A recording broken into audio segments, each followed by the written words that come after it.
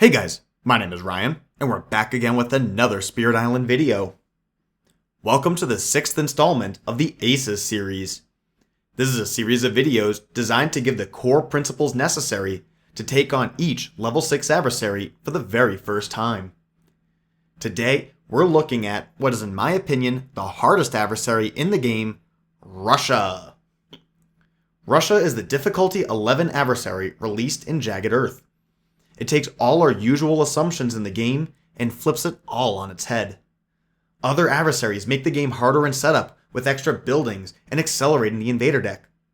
But Russia just adds a single explorer, and all 3 stage 1 cards are right at the beginning of the deck. Other adversaries will have modifications and buffs to their buildings, but Russia's are completely generic. Other adversaries will have steroids to the explorers and builds, but Russia does none of that. So why do I think they're the hardest adversary, and how do they earn a level 11 difficulty? Russia is all about having OP explorers. Levels 1, 2, and 3 make them better in 3 different ways, and this is the core of the problems that we have to deal with all game. Level 1 makes the loss condition possible. I don't think it's possible to get the additional loss condition at level 0, which I think is pretty funny. But level 1 establishes how we lose those beasts, but more importantly, it explains that all the explorers do +1 damage. One single explorer can blight the land by itself. Russia 2 makes the explorers more durable, making them harder to kill. And then Russia 3 makes them ravage whenever they're in groups of 3 or more. So 3 different ways of making the explorer stronger. See, we've got 2 different modifiers to the ravage, and so the secret sauce of Russia is that they have the OP ravages. Everything else is generic and boring, but their ravages are going to kill you. And so an early note is that this additional loss condition, you can kind of ignore it. When you're in a situation where you're going to lose the additional loss condition, you're probably losing to blighting out anyways. So don't worry about this so much. If you completely ignore it, then you're probably going to be perfectly fine. So levels 1, 2, and 3 make the explorer stronger and define the identity of Russia. Levels 4, 5, and 6 simply modify and exemplify these strengths. If you are not pushing a level 6 right now, I think you should push yourself to get to level 3 as quickly as you possibly can. Once you get to level 3, you see the entire picture for what these explorers are going to be doing, and then from there you can incrementally add the difficulty from 4, 5, and 6 as you get more and more comfortable. But definitely push yourself to get to level 3 first. That's when you really get the full picture of what's going on. Oddly enough, I think level 6 might be the least important rule when it comes to beating Russia. It still matters, but the jump from 5 to 6 is not too big. Anyways, level 6 reads, pressure for fast profit. After the ravage step of turn 2 or later, on each board where it added no blight, in the land with the most explorers, add an explorer and town. If you've been following this series, one thing that's been an undertone all throughout is that blight isn't nearly as dangerous as you think it is. Therefore, taking blight to ignore a whole rule is just an incentive to do what I was planning on doing anyways. So let's work our way back. Russia 5, Entrench in the Face of Fear, is what a lot of people will refer to as the fear bombs. And these fear bombs is the defining part of our strategy to beat Russia. I think this right here is actually the most dangerous part of the adversary, well, of the 4, 5, and 6, that we really need to be paying attention to. It gives 2 moments where there's an explosion of unpredictable power, and it can take a stable game state or a semi-stable game state and make it go completely haywire. If you're not prepared, it's really easy to lose by blighting out to the first Russia bomb double ravage. If you have invaders all over the place and every land is just barely under control, then a bomb will obliterate your position. On the other hand, if things are looking fairly tidy, then you might live the dream and have no builds and no ravages at all. To set up the ideal position, there's 2 basic strategies. You can either go fast or you can go slow. By going fast, I mean coming out of the gate with a ton of upfront fear and damage. Since there's only so many invaders that can be made every round, The idea is that if you flip the first fear bomb, maybe before you get to stage 2, there will be a much lower chance of the revealed card having any invaders in it, and it'll be much less punishing. On the other hand, going slow means we want to produce as little fear as absolutely possible, so that the fear bomb basically never comes up. Then, after scaling up and stockpiling some strong cards, we can have an explosion of activity, which will flip the fear bomb, but also leaves the board in a fairly good and stable state, and that will mitigate its impact. Really, the worst thing that you can do is have a medium-paced, brawling game plan. Some spirits like to do a good amount of damage every turn, they produce a good amount of fear, and basically just fight at every stage of the game in a fairly smooth and fair pattern. These spirits tend to do worse against Russia, which is a shame because that's my favorite playstyle. Maybe that's why Russia's my least favorite adversary and the one I struggle with most to play against. The last thing to note on Russia 5 is that normally we get to skip a stage 2 and a stage 3 card, but we take those cards that are removed and those become the bombs. So every single stage 2 card and every single stage 3 card will be seen over the course of the game. There's no escape.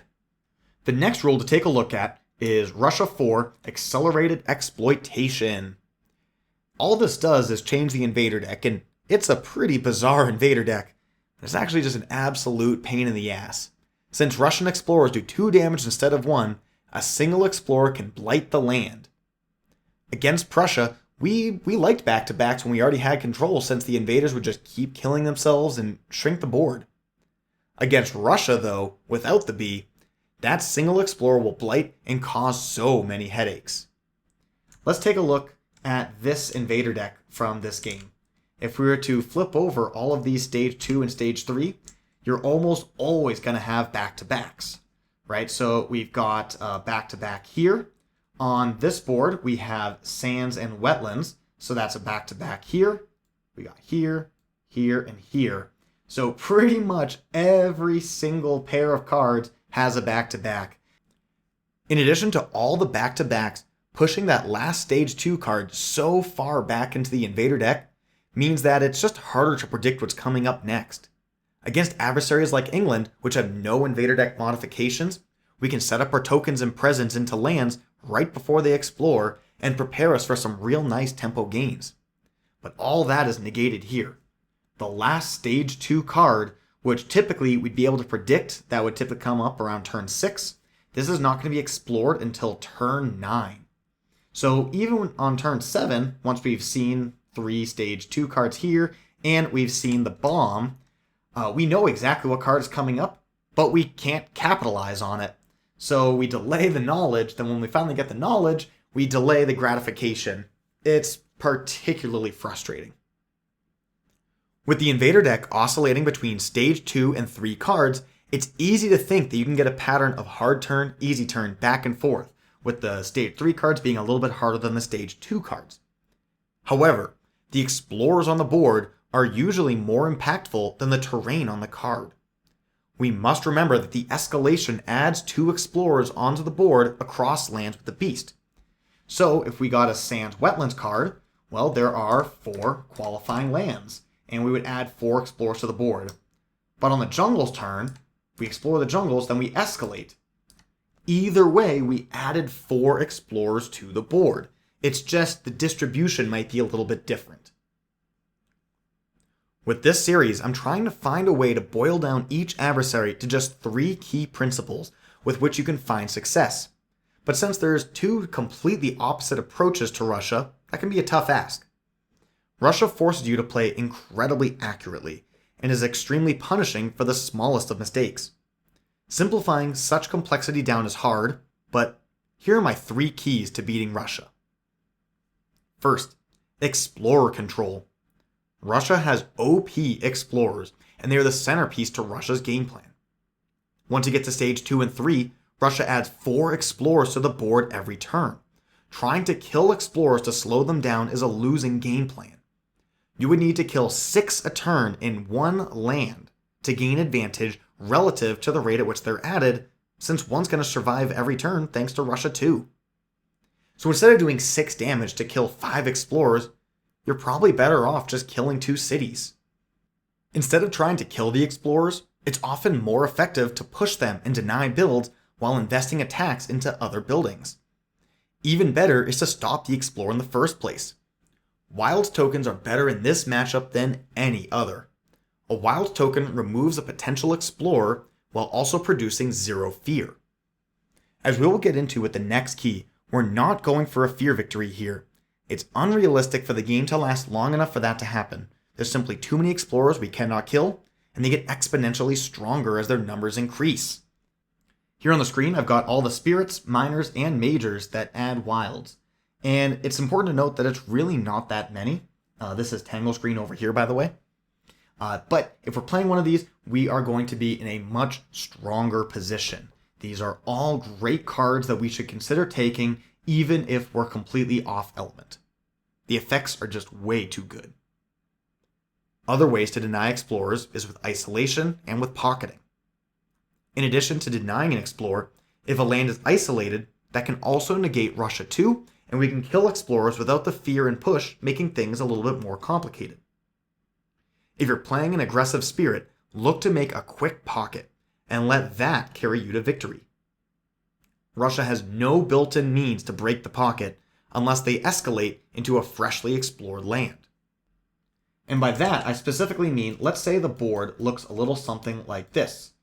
Maybe we're just down to this city here, so that means that the 8 and the 7 cannot explore, and then jungles comes up. Okay? So normally we would just add this, and then we're good. But we'd have to add explorers into beast lands. Let's say this wasn't there for whatever inexplicable reason. Okay? Let's say this is the state of the board.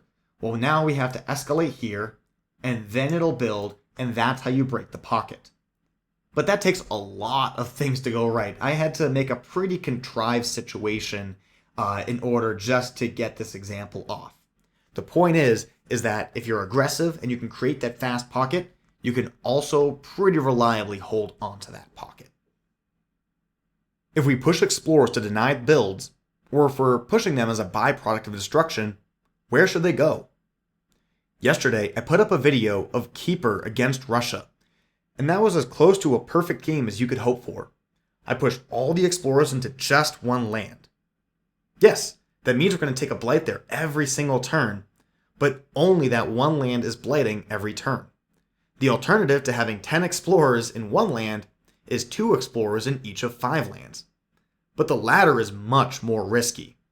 When a stage 3 card explores, 3 or 4 of those lands could get their 3rd explorer, and then all of a sudden, all hell breaks loose. Key 2. Focus on winning. Russia has inevitability. They will add more explorers than you can reasonably deal with. If we get too caught up trying to keep the explorer count down, we'll just get steamrolled anyways, since killing the explorers doesn't make us any closer to winning. Instead, we should kill towns and cities as much as possible and focus on an early Terror Level 2 victory. The ideal place to win is an early Terror Level 2 before the second Fear Bomb is flipped over. If we were to look at fear cards as a product of time, if we can win the game right here, okay, once we hit this 4th fear card, it becomes Terror Level 2. So if we hit this guy, and then we have no buildings, we win. Or here, okay, if we try to end the game at these 2 spots, we don't even get to see the 3rd Fear Bomb. The risk, if we make it all the way up through 7 cards and get to this next Fear Bomb, is that it could then build in a bunch of lands, and then suddenly we just have stuff scattered all over the place, and it's hard to win. So trying to win right here in this little pocket is ideal, and you can do that with either game plan. Either with really, really low fear, so that way when we destroy things, that will get us all the way up, or just by going really fast, just blitzing our way up, killing things really quickly, and simply destroying things before there is time for them to get built in the first place. It's really easy to get bogged down focusing on the problem presented by Russia. Just like real life, we can get so stressed out focusing on the big problem that we lose sight of alternative solutions. One of the best ways to stop Russia from ravaging is to just win the game. It sounds stupid, but it's true. Russia has completely generic builds, towns, cities, You see, that's their weak link. And conveniently, their biggest weakness is what we have to attack to win the game. Once you hit Terror level 2, we don't care about the explorers anymore. For this reason, I really like spirits that can be proactive instead of reactive. In general, I'm not a huge fan of defensive spirits, but I fervently believe that they operate a liability here. If you're playing a defensive spirit, you should pick an attacking major so that we can close out the game on your terms. Key 3. Blight Removal. A power that can remove Blight is the silver bullet against Russia. There's only 11 minor powers which can remove a Blight, and a couple spirits that have it in their starting kit, as well as a few majors. We should heavily prioritize Blight removal when it is offered. When we get all the explorers into one massive land, it will Blight every turn. That means we have to remove that Blight every turn, or else we have a cascade on our hands. Sometimes the cascade isn't a big deal, and if it happens, we can remove the Blight from a land adjacent to the big stack to deny double cascades. There's no way to get around a few extra ravages here and there, and since the explorers do extra damage, it's hard to effectively defend them. So just don't. Turn off that Russia 6, and if it happens, just remove the Blight afterwards. It's the most effective way to buy yourself more time to pull together a game-winning play. Russia is extremely complex and challenging, and it's certainly the adversary that invites the most depth of strategy. But my goal here today is to help you get your feet off the ground. I want to help you get your first win so that you can build confidence and comfort against Russia, and then from there branch out to other spirits. Lure of the Deep Wilderness is irrefutably the best spirit against Russia. Its special rule lets you turn off the Russia 3 ravages. You see, Russia 3 requires there to be 3 explorers that are participating in Ravage for it to work. Since each lure presence makes up to 2 explorers not participate in Ravage, we can stop Ravages just by growing. In the second row, Keeper and Stone are both excellent choices into Russia 2. I would say they're the second and third best spirits in the matchup. They have the Blight removal, they have the Explorer control, the really strong counterattacks. Keeper has all of those core tools that we talked about, both Blight removal, Wilds, Explorer control, and Stone lets the extra explorers basically defeat themselves with that counterattack. You can knock out an infinite-sized pile of explorers all in one shot. And then this group down here is all the ones that we mentioned earlier with the Blight removal and the Wild sections. All of these spirits are excellent into Russia for those reasons. Just want to draw attention though that this is the nourishing aspect for Earth, and this is the Tangles aspect for Green. So those are the ones you want to pick if you're playing those spirits. All of these will serve you quite well for your first Russia game. Now, with all the videos in this series, I've selected an ace, a spirit that I think will do quite well for your first game, and I want it to be either a low or moderate complexity spirit. I want us to focus on what the invader is doing and not necessarily on what we are doing. And so, for that reason, today's ace is Ember-eyed Behemoth, a new spirit coming out of Nature Incarnate. This has all of the great tools that we want for an aggressive style of play. Yesterday, I showed off a more controlling style with Keeper, so today I want to mirror that and I want to play an aggressive style with Ember-eyed Behemoth. We can kill buildings on turn 1, so that will allow us to make a really fast pocket, and we can shrink the game down from there. We even have a little bit of Wilds tokens, so that way we can secure our position just that little bit more. As far as board selection goes, we want to remove boards D and F. If you want to remove a board or pick a specific board, here's how you do it in Tabletop Simulator. You're going to come up here to this corner, and you're going to find the Balanced Boards bag. We're going to search it, and this shows us all the boards that we can get chosen. And we want to remove F, and we want to remove D. And it's simply because of the starting land that we're going to have our Incarnate in, and it's going to be the land number 3, which we want to control the inlands and then work our way towards the coast. So by putting all of our power in just the completely wrong side of the board, we're not really getting set up for success. So to remove them, I pulled them out of the bag, and then we're simply going to delete it. If we wanted to force pick a specific board, you would pull out of the bag, leave it here, and then click on Start Game. It would set up right on this board, but we're going to delete this one as well, and we're going to take a random selection for the rest of them. So let's get right to it. All right, we got board C. Now, in a multiplayer game, we would be starting in land number 8, but because there is no adjacent jungle, in a solo game, we start in land number 5. Opening Explorer is gonna be the Sands. Cool. So the standard opening I like to go for is the Surging Lahar opening, where we go top, play Surging Lahar, and it's a beautiful and wonderful time. We can, let's see, we could do that here and then just full clear this land. We could either choose to take a Blight here, or we could skip it with Terrifying Rampage. Most likely going to take the Blight. I guess we'll see what we draft next turn.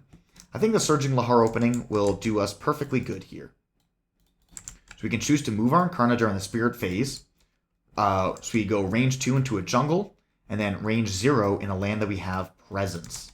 Get ourselves all nice and spread out, giving these future growth 2s a little bit more flexibility. Okay, we have nothing in the fast. Okay, we get to skip this one. Build and exploring the wetlands. Fantastic. Fear and push.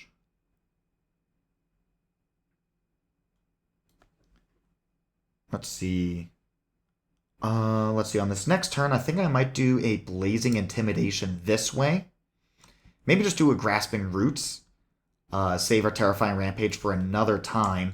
But throwing down some wilds is really powerful. If we happen to get mountains, we could go wilds here and here, and that would just be a beautiful thing. Alright, turn 2. Let's go for a G3, gaining some energy. And what do we have here? We have 3 great choices. Lure of the Unknown. We could just pull this Explorer out, and then deny all the activity here, pushing this. That would give us a free turn. It would basically force a Russia 6 to happen on turn 3, but it allows us to play a lot more proactively right now. Quicken Your Struggle. We could just defend this land for 10, let it build up all nice and tall, and then defend it, and we could even then leverage the fact that Russia might start doing extra ravages, and we could use it against itself. So that's really, really nice. And then Seer Anger lets us kill things a lot more efficiently, which is always wonderful as well. All 3 of these, I think, are great choices that we can go for. But I think Quicken Your Struggle is going to be the pick. So let's see. We will go here with this. Actually, I'll go here just to get the Dahan. I don't see a need to go there in the short term. Definitely want to play this Blazing Intimidation to clean up land number 8. I really want to basically pocket out the 8, send all of our escalations into land number 4. If we can get 6 and 7 empty and get wilds here, that would be just a beautiful thing. So we could do something like this. Would make for a strong turn. Taking a Blight to ignore the Russia 6. Otherwise, we'd have the Russia 6 here, which would be the opposite of clearing it out.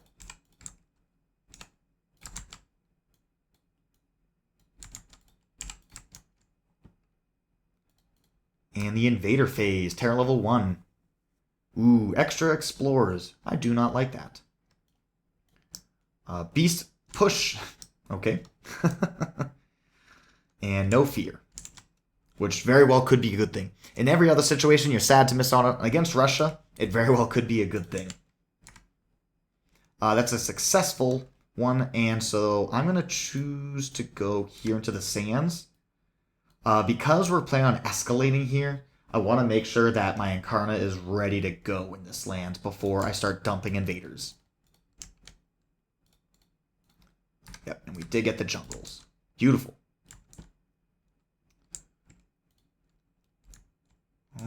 Okay, let's see. I get 3 damage on my innate.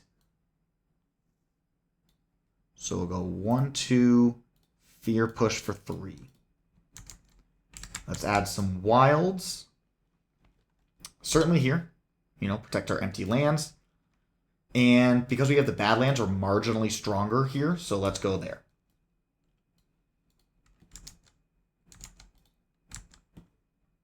Alright, time passes. Reclaim, empower. We're planning on building and then also escalating into the 4. So I definitely want to get my Incarnate sitting into this land so we can do some damage and then go from there. Play this Quicken. And we are at 6 damage here. We could also pair it with the Blazing Intimidation to make that into a 10 damage Ravage. Defend it for 10, that would set us up real beautifully. And then we could rush a 6 into the 4. That would be nice as well. 6 damage here in the slow should be enough because we add 3 HP from the Russia 6. We add 2 HP from the build, so that puts us at 6 in the land. Plus the escalation, which we can pick up with the Terrifying Rampage. Maybe we'll just leave the buildings there. Since we have a Wilds, that's okay. And we'll clear out as many Explorers as we can. Fear push. Defend for 10.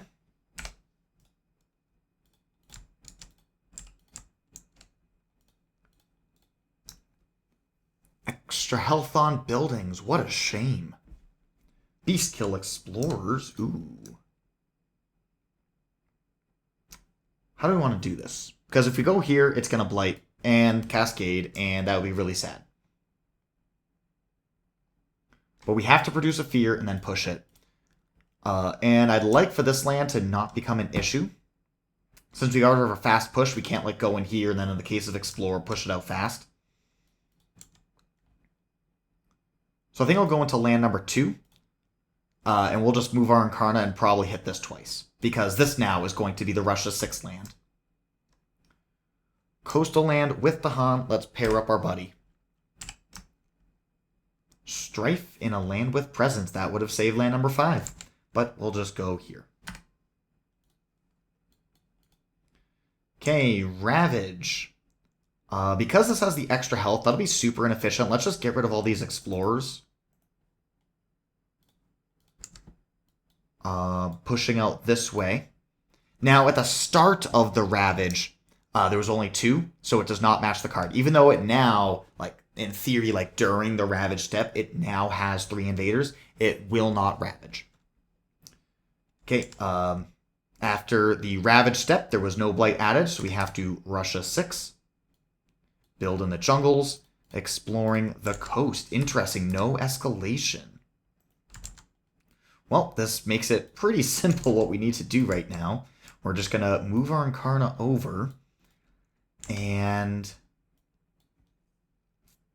probably just let this go, let this Blight, so we avoid taking a Russia 6. It'll clear itself, and then this is the only land that we need to worry about for the Coastal Ravage.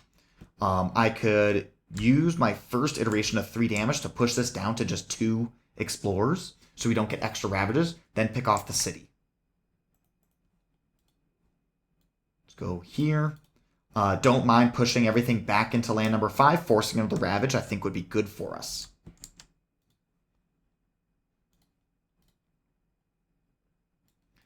And now we can double grow doing all of this. Do we want to use this Terrifying Rampage?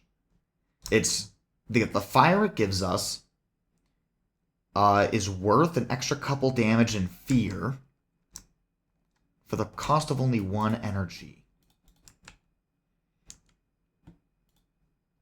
Which I think is fine. Yeah, because this land is going to get real big.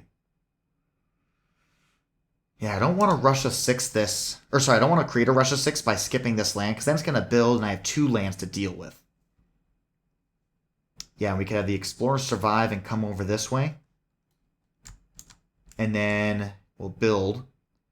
Be 3, 4, 5, 6, 7, 8. So it'll full clear with a double innate, ignoring the fact that it could explore. We have a Surging Lahar for that. So, okay, cool. Let us, we're not going to put any presence here. That'd be silly. So we'll go presence here, presence here.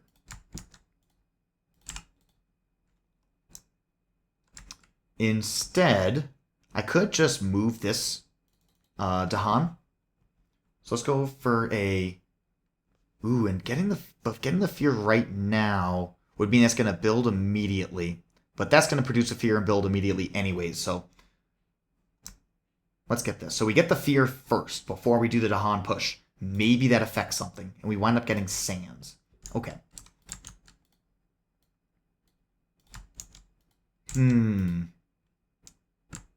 It's unfortunate. We actually... No, it's fine, because we just Surging Lahar here. And we use the fact that there's a Badlands, 3 damage, and we're cooking. And then this land number 2 we're already set up in.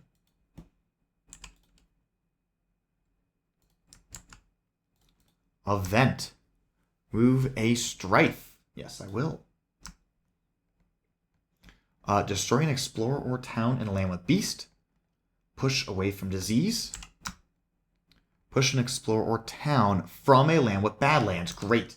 That solves our bomb problem. Beautiful. And then add a Strife in a land that does not match a Ravage card. Definitely going to go here.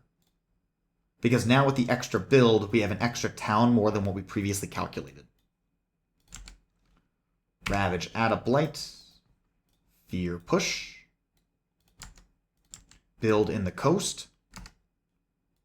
Build in the sands with an escalation. Since this is the first time that we're interacting with this card, we have to escalate.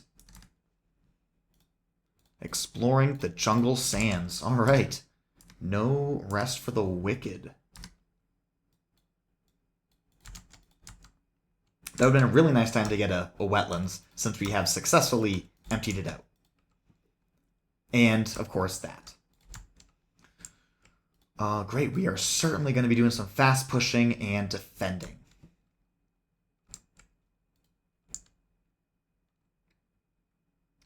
Okay, 1, 2, 3, 4, 5, 6, 7, 8, 9. 1 HP will be left over. Oh, plus the Strife Town.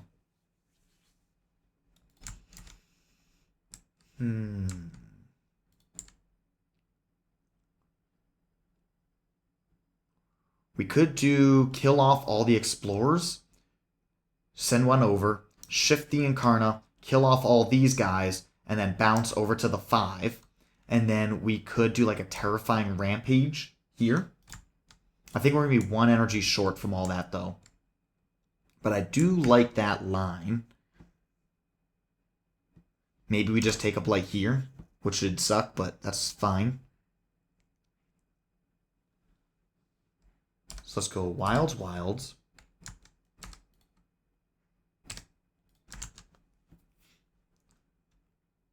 Fear, push. 4 damage. 1, 2, 3. Fear, push. Fear for this.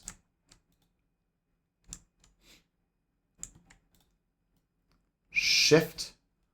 1, 2, 3. Fear, push. Fear for the innate. Goes here. That's another 10 damage Ravage. And now with the extra Dahan, it'll be a lot more efficient. Yeah, I think we wind up having to just take a Blight right here.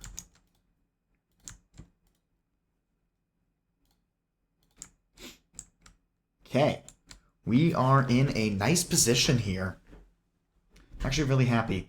Obviously, this is like unfortunate. It's the one thing that's keeping us away from a perfect setup, but at the same time, not taking a rush of 6, there's merit in that as well, because currently all of our explorers are going to be inland. This guy, when it survives, will probably wind up going into land number 2, since we're going to have to be forced to interact with land number 2 anyways. Probably going to move our Incarna right back and start hammering down over here.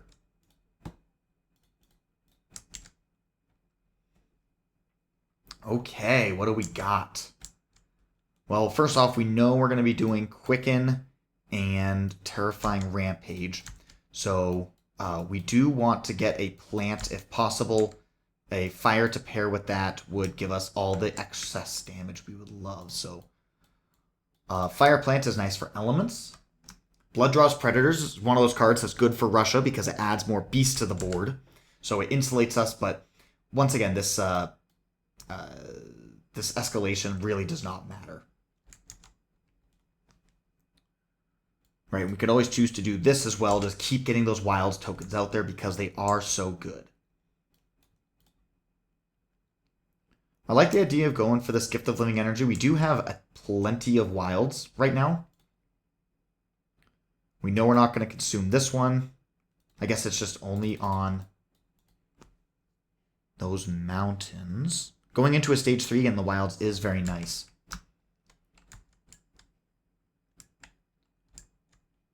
But we're going to be paying, let's see, 1, 2, 3, 4, 5, 6.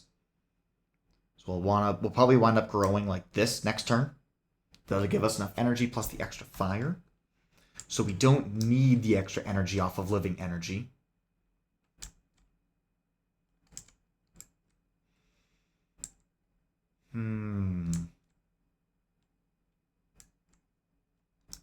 I like the Blood Draws Predators. That little bit of extra damage and just the insulation against the loss condition is nice.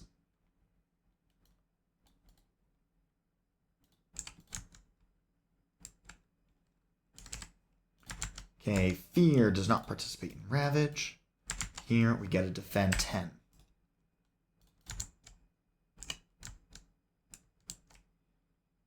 One Fear away from Terror level 2. We got new species spread. Currently we have 3 in play. We do have an energy to spend. If we wind up doing this, we're certainly going to be taking a G3 for the extra energy in order to pay for everything, which is fine. I mean, we do get an energy back, but actually, yeah, so it's a free energy. We can just pay an energy in order to get the Fear, which is very important. And then the Beast, which is nice, but not essential. Putting a Beast here on the coast might not be a bad idea. Putting the escalation in a land that's active anyways. I like that. Both the Han and Invaders. That's very sad. And we gain our energy back. Skip the next normal build. Everything stays in place instead of shifting left. Great. We get a free turn. So we're going to Ravage in the coast. Oh, I miscalculated that Strife. Strife comes off. And then we will Ravage in the sands. So we do take a Blight. Let's go here because there is a Blighted Island card that removes a town. Nope. Never lucky. Let's go here. Getting rid of you.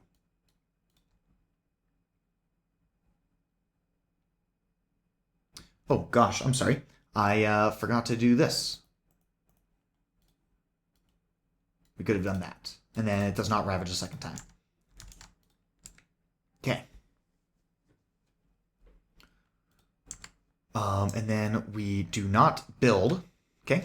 And the Explorer will not affect the coast. So we don't go here. We're only going to explore here and then escalate.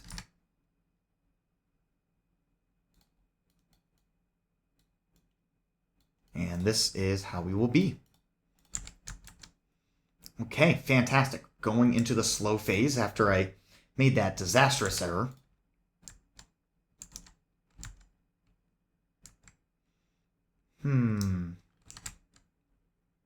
See, 1, 2, 3, 4, 1, 2, 3, 4.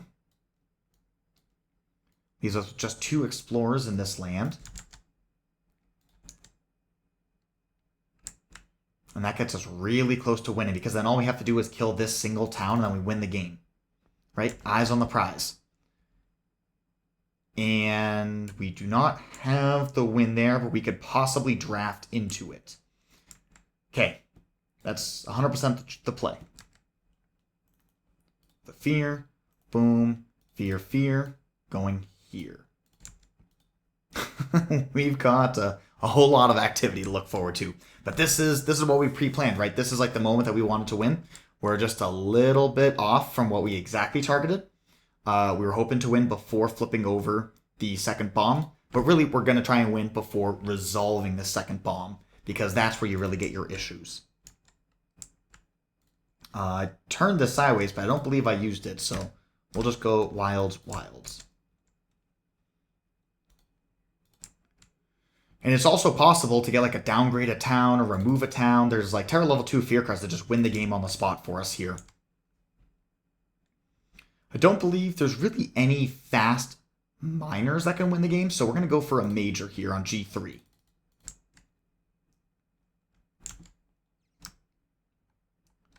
Let's see. This would... Okay, so we could get a sacrifice victory, right? We could just go here. 2 damage, kills the town, that's a victory, and then it forces us to add a blight because it's a wetlands, and then we cascade into a mountain. So if you're totally cool with a sacrifice victory, that's the win right there. If you're not, actually, do we have the energy? Yes, we do. We could just do a Blazing Intimidation, push this over, and then target this land so we take it without blight. So that is the win. We will forget anything down here, discard a fire card, gain some energy, make sure we have a presence in the mountain so we can actually use the card.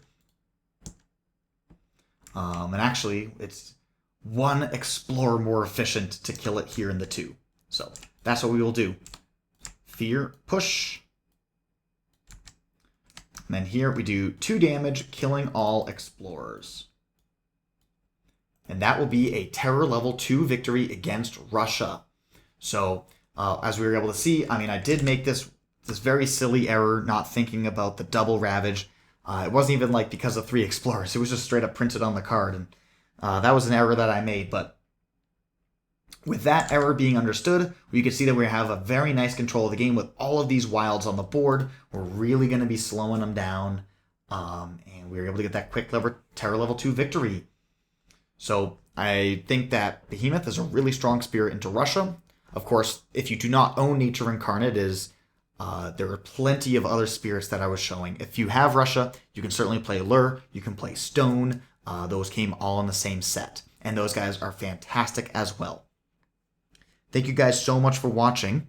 I hope you all have a glorious day.